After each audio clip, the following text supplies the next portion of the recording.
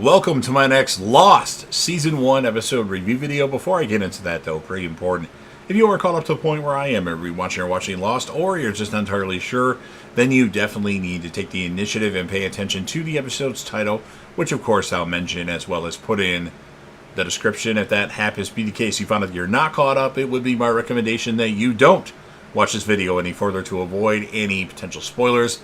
I've already seen Lost 3 times all the way through. The first time I watched the show, I started from Season 5, finished the show, then went back and watched the seasons that I hadn't seen. I was a bit lost, but my roommate would clue me in on stuff. Then I've binged the show twice. But I've never taken my time with it, so now I'm watching 1 to 3 episodes a week, usually 1, maybe 2, and I want it to resonate. I want to see where this ranks. It's one of my favorite shows of all time and one of the most memorable shows of all time with such awesome characters. However, I'm not the only one watching Lost. The legendary Crazy Coffee Man, who you see in my comment section for Lucifer, Dexter, and Lost stuff, will also be watching Lost for the first time. Now, typically, he would give a really big plot detailed summary in the comment section. He's just going to give a few bullet points. So, I'm going to make an even more detailed review now, just so you can know almost everything that happens in the episode. So, join us on the journey and let's discuss the show in the comment section. With all that said, this will be Lost, Season 1, Episode 20. The title of this episode is called Do No Harm. And this will be my review reaction recap after just finishing watching the episode. So Jack, Sun, and Kate are working furiously to treat Boone's wounds. Sun steps in as a nurse for Jack, who sends Kate to Sawyer's stash for alcohol to sterilize instruments.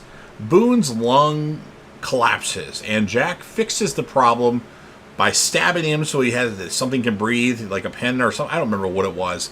And that fixes the problem for now, but that's still going to be an issue for, later.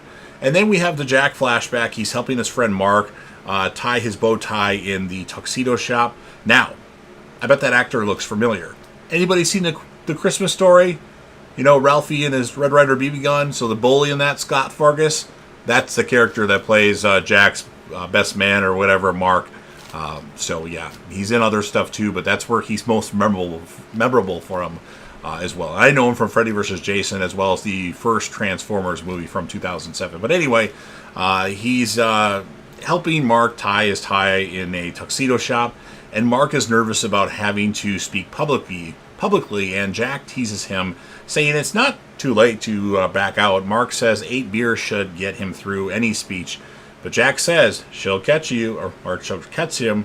The tuxedo shop owner then brings out another tuxedo for the groom, Jack. And then we go back to the present time on the island. Jack rips open Boone's pants to get at his leg wound, and Boone is semi-conscious and in a great deal of pain. He has lost a lot of blood and is muttering incoherently.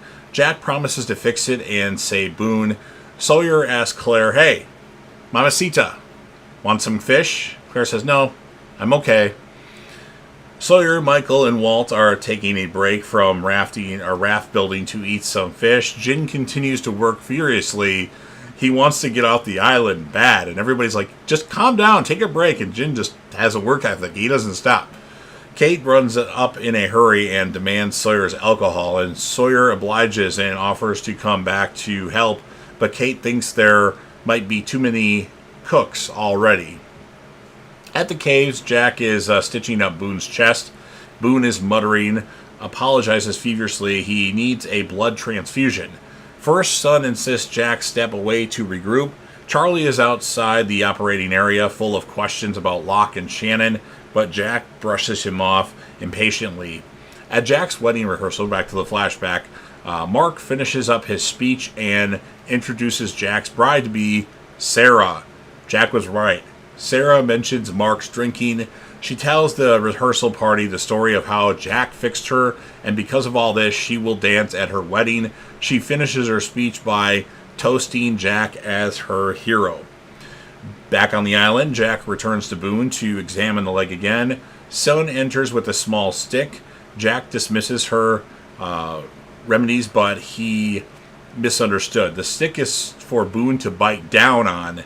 She holds Boone's shoulders down, and Jack sets the leg with a sickening crack. Ooh, yeah, I don't like that. Kate is sprinting through the jungle when she trips and falls on a root. Her backpack opens and some of the alcohol bottles are broken that she got from Sawyer. As she's collecting the remaining bottles, she hears moaning just off to the path. Claire is going into labor, though she tries to deny it. Kate tries to get Claire on her feet to walk her back to Jack, but Claire is too far along, and Kate's not willing to leave her there by herself, so she yells for help. Jin, who obviously has been working nonstop, hears from the beach and comes running, but he can't be much of help because he really can't communicate that well, and Kate says she needs Jin to get Jack at the caves. She hands him the alcohol to deliver while she stays with Claire, and Jin understood doctor. She said Jack, and he goes, doctor, and Kate's like, yes. So at least Jin knows that Jack is doctor. Maybe Sun had communicated that to him. But at the caves, Sun asks a deteriorating Boone to tell them his blood type before he goes completely unconscious. At the same time, Jack is trying to improvise some type of needle, but the bamboo he's working with is just too fragile. Boone finally says he is A negative. Jack sends Charlie to find out every survivor's blood type as fast as he can and to bring Shannon. Shannon and Saeed arrive at a beautiful, secluded beach where Saeed has planned a surprise picnic. How romantic. Charlie returns to the caves. Out of the entire camp, only 4 people knew their blood type, and Shannon is nowhere to be found. Sun returns with a sea urchin whose hollow spines are sharp enough to pierce a vein. Jack prepares to give Boone a transfusion of his own blood, which is O negative. It's not a match, but it might be close enough to save him. Jack sits playing, back to the flashback, Jack sits playing a piano in a hotel bar. Sarah walks up in her PJs, notices a couple girls checking him out, and sits down to play Heart and Soul with Jack. Now, Jack hasn't written his vows yet, and Sarah tries to take some of the pressure off, but Jack is determined to finish them. And Sarah says, I cannot wait to marry you, Jack Shepard. Jin arrives at the operating area and informs Jack via Sun's translating that Claire is having the baby. She's okay, but she's in pain. The contractions are about 2 minutes apart, and there's no bleeding. Her water hasn't broken yet, keyword yet, but she can't move. Jack tells Jin to go back to Kate and Claire and sends Charlie along with instructions for Kate to deliver the baby once Claire is ready. Charlie hopes that Jack will be there by then, but Jack is in no position to move anytime soon. He's busy pumping blood into Boone through a tube in his arm. So Jack is not going to be able to deliver that baby. Kate is going to have to deliver that baby. Kate's tending a fire, and Claire is resting between contractions, thinking they might be over. And then Claire tries to stand and leave, but her water breaks. Claire begins to panic and continues to deny she might be having the baby, but Kate reassures her Jack is on the way. Boone wakes up during the transfusion and tries to tell Jack about the plane. He mutters about how Locke told him not to tell about the hatch, and Jack tries to get more information out of him, but Boone slips back into unconsciousness. At the picnic bench, Shannon stops kissing Saeed to explain her complicated relationship with Boone. Minus a few details, she says Boone's kind of in love with her, and Saeed is understanding even when she tells him she'd prefer to take things slow, asking if she's sure she doesn't want to go back. He had no expectations of the day, hopes, he says, but not expectations. So Saeed didn't want to get some, but he hoped he'd get some, basically. Maybe not, but something like that. Charlie and Jin arrive with towels and hot water at the clearing where Claire has resumed contractions. Charlie repeats Jack's instructions to Kate and tells her empathetically that she must deliver the baby. Neither he nor Jin are up to it. Claire is afraid, but Jin reassures her in Korean, and Kate gets control of herself to help Claire calm down. So Jin trying to be supportive. Claire has no idea what he's talking about, but he just seems like all like calm and cool, and maybe calms Claire down in addition to Kate. Jack is examining Boone. He realizes the transfusion isn't working, but perseveres anyway. Perseveres anyway, not preserves. And Sun pulls the tube out of his arm and says he'd given enough blood. Jack thinks the blood is is pooling in Boone's leg. The wounds aren't consistent with a fall. It's more like the leg was crushed by something. Jack sends Hurley to get Michael, and then Jack sits on the edge of the... Back to a flashback. Jack sits on the edge of the hotel pool, soaking his feet with a half bottle of alcohol. His father, Christian Shepherd, walks out from behind and joins him. Hey, kiddo, how's the water? Jack is still having trouble writing his vows.